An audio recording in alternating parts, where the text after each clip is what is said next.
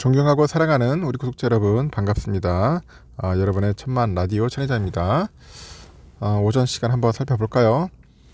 코스피 쭉 빠졌다가 다시 또 쭉 올라갑니다. 그래서 현재 플러스로 양전됐고요. 0.51% 오르고 있네요. 2229.98 현재 가리키고 있습니다. 개인들 98억, 외국인 940억 정도 매수하고 있고 기관이 한 1113억 정도 매도하고 있습니다. 상위 종목 쭉 보니까 삼성전자가 좀 슈팅 하나 나오고 있어요. 56,500원 정도 지금 가리키고 있고요. 현재 하이닉스가 4.1%, LG화학 0.1, 우선주 0.5, 현대차 0.3, 네이버 1.4, 기아가 0.32% 정도 오르고 있고, 그리고 카카오 2% 오르고 있고요. 포스코홀딩스 0.1% 정도 오르고 있습니다. 아주 좋은 흐름 보이고 있고요. 그리고 코스닥은 어떠냐? 코스닥도 한 0.3% 정도 오르고 있습니다. 개인들이 705억 정도 순 매수하고 있고 외국인과 기관들은 팔고 있어요. 셀트리온 헬스케어가 0.1%, HLB 0.5, 에코프로 0.09, 펄어비스 0.98% 정도 오르고 있고요. 떨어지는 종목은 에코프로비엠이 0.9, LNF 2.7, 카카오게임즈 1.4, 스튜디오 드래곤 4.1, 셀트리온 제약 1.5, JYP가 2.7% 정도 현재 빠지고 있네요. 오늘은 그렇게 강한 상승의 힘은 아닌데 그래도 소폭 오른다 그렇게 보시면 될 것 같아요. 한번 미국 소식 한번 볼까요? 새해 첫 거래일에 뉴욕 증시가 하락으로 결국 마감을 했습니다. 지난해 시장을 짓눌렀던 그 금리 상승과 높은 인플레이션에 대한 우려 이것 때문에 그런지 하여튼 상승을 노렸던 증시의 발목을 잡았습니다.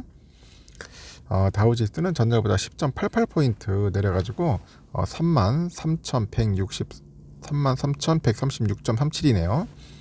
S&P가 0.4% 내려서 3,824.14, 나스닥 79.50포인트 내려서 1,386.98로 장을 마쳤습니다. 국채금리는 하락을 했어요. 이날 3.880으로 출발했는데 보니까 3.772로 하락 마감했습니다. 3.772. 23년 첫 거래를 맞아서 뉴욕 증시는 상승세로 출발을 했는데 3대 지수 모두 일제히 상승세를 보이며 밝은 분위기로 시장을 열었지만은 오후 들어서 일제히 하락세로 가는 겁니다. 이날 월스트리트는 테슬라와 애플이 약세에 주목을 하더라고요. 테슬라는 실망스러운 4분기 차량 인도량에 대한 이 충격으로 주가가 또 폭락했네요. 12.2% 급락을 했고 108.10달러에 거래를 마쳤습니다. 3분기 연속 인도량 전망치를 미달하면서 월가 일각에서는 테슬라에 대한 목표 주가 하향이 나서는 모습이고 애플은 수요 부진으로 감산에 나설 것이라는 보도가 주가가 3.75% 하락을 해서 2021년 3월 8일 이후 처음으로 시가총액이 2조 달러 아래로 떨어졌어요. 시장을 대표하는 기술주들이 이같이 약세를 보이다 보니 월가는 긴장하는 분위기인데 중앙은행이 앞으로 몇 달간은 금리 인상을 지속할 것이라고 그렇게 현재 보고 있어요. 미국 경제가 침체에 빠질 것이라는 우려가 여전히 시장을 불안하게 하는 것 같습니다. 그 AXS 그 인베스트먼트라고 있는데 참 특이한 이름이네요. 하여튼 올해 경기 침체 환경은 기술주를 더욱 힘들게 만들 수 있다고 합니다. 가치 중심의 기업과 더 높은 수익률, 더 지속적인 현금 흐름, 그리고 강력한 배당 수익률을 가진 그 기업에 대한 투자자들의 욕구가 높아질 것이라고 진단을 하는데 또 온라인 증권사 그 데이스티웍스에서도 그래요. 새해 시작각 새로운 기회에 대해서 투자자들은 기대를 했을 것이다.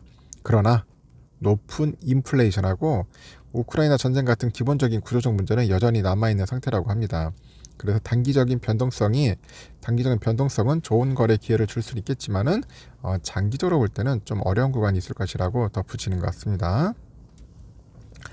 이날 아마존하고 메타는 각각 2.1%, 3.6% 정도 상승을 했고 알파벳은 1% 올랐습니다.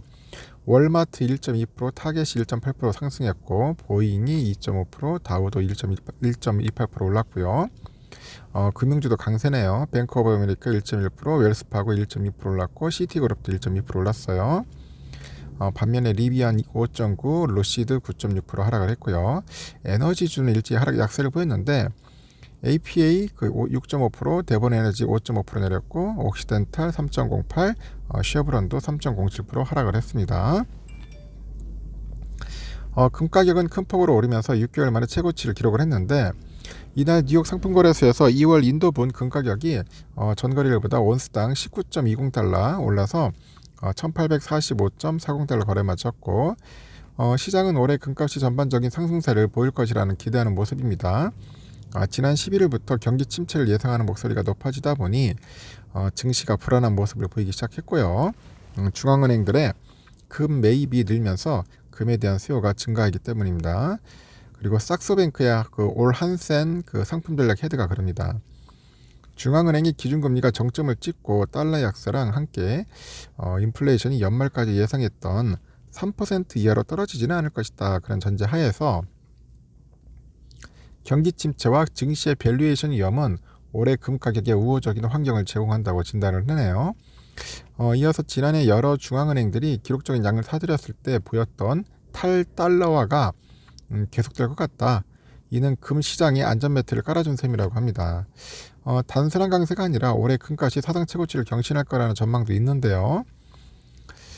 지금 보니까 올해 금값이 온스당 2,100달러를 넘어서는 등 사상 최고치를 경신하면서 새로운 구조적인 강세장이 시작을 알릴 것이라고 주장을 하는 것 같습니다. 금융위기 이후에 2022년 3분기부터 중앙은행들은 기록적인 그런 규모로 금을 사들이기 시작했다고 하죠. 그 중앙은행들은 올해 중에 금리 인상을 멈추거나 인하로 돌아서면서 비둘기파적인 모습을 보일 것으로 보이는데 이는 향후 수년간 금에 대한 폭발적인 움직임에 불을 붙일 것이라는 것이 우리들의 전망이라고 설명을 하네요. 지난달 중국 인민은행이 금 보유량을 늘리기 시작했다는 소식이 전해졌는데 중앙은행들의 매입은 향후 금값을 움직이는 데 중요한 요인이 될 수 있다고 보는 거죠.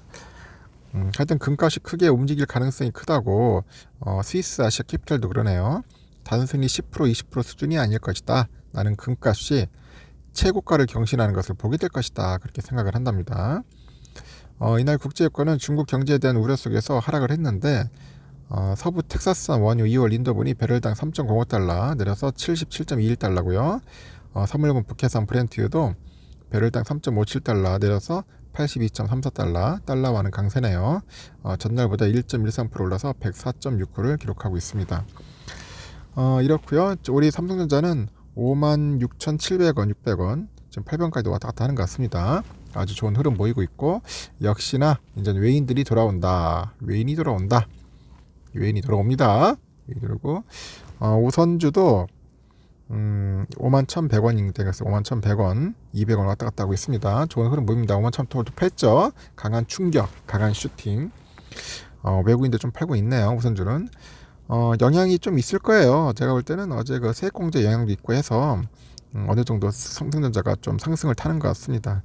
삼성전자 죽으라는 법 없어요.